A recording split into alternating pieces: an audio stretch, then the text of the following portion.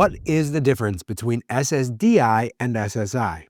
If you've ever wondered why they are two different disability programs and which one you might qualify for, you're not alone. SSDI and SSI both pay disability benefits, but they work very differently. SSDI stands for Social Security Disability Insurance. Think of it like an insurance policy you've paid into through your taxes. If you've worked and paid Social Security taxes for enough years, you've built up coverage. When you become disabled and can't work, that insurance pays you back through monthly SSDI benefits. SSI, on the other hand, stands for Supplemental Security Income. It's a needs-based program, not based on your work history.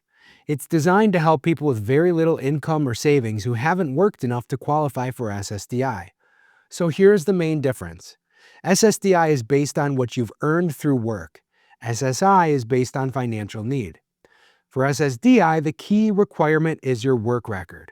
You generally need to have worked about 5 out of the last 10 years before your disability started. For SSI, your work record doesn't matter at all. What matters is how much you have and how much you earn. In 2025, the maximum federal SSI payment is $967 a month for an individual and $1,450 for a couple. And to qualify, you can't have more than $2,000 in assets for an individual or $3,000 for a couple. Now let's talk about payment amounts. SSDI payments are based on your past earnings. The more you paid into the system, the higher your benefit will be. SSI payments are flat and set by the government. If you have other income like part-time work or a small pension, your SSI amount can be reduced. Some states add a small supplement on top of that federal amount. The major difference is health insurance. If you qualify for SSDI, you'll get Medicare, but there's a 2-year waiting period before your coverage starts.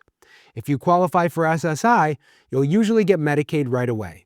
Medicaid has no waiting period and covers most of your medical costs as soon as your benefits begin.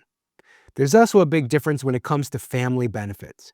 Because SSDI is tied to your work record, certain family members can sometimes receive your benefits too. Your spouse, your children, even an adult child with a disability. SSDI doesn't have that feature.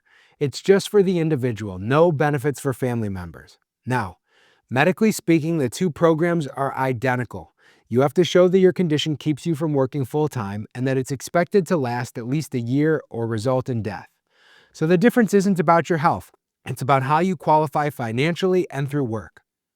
Here's another key point: back pay. If you're approved for SSDI, you can receive back pay that goes back as far as a year before you applied, depending upon your case. With SSI, back pay only goes back to the date you filed your application. That's why it's so important to apply as soon as you believe that you're disabled. Some people actually qualify for both SSDI and SSI at the same time. That's called a concurrent claim. If your SSDI payment is low enough, SSI can fill in the gap to make sure that you get up to the federal maximum. But for most people, it's one or the other. SSDI if you've worked long enough, SSI if you haven't. So here's the key takeaway.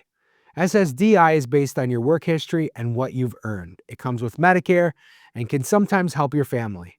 SSI is based on financial need. It comes with Medicaid, and it's meant to cover your most basic living expenses. If you're not sure which one applies to you, or if you might qualify for both, we can help you figure it out.